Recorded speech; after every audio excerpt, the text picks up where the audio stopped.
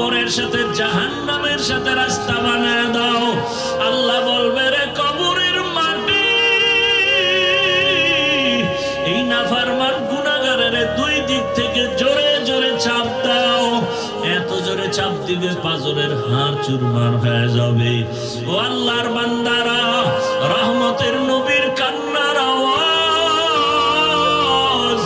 আমার নবীও কাঁদে, আমার উম্মতের কি উপায় হবে?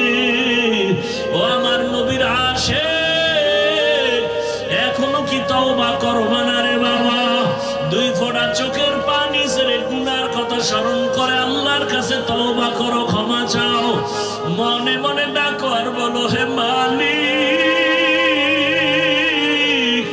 এই ময়দানে আমার মতো গুনাহগার কেউ নাই। ও আল্লাহ, আমার গুনার কারণে আমার হাত না পাক, আমার চোখ না পাক,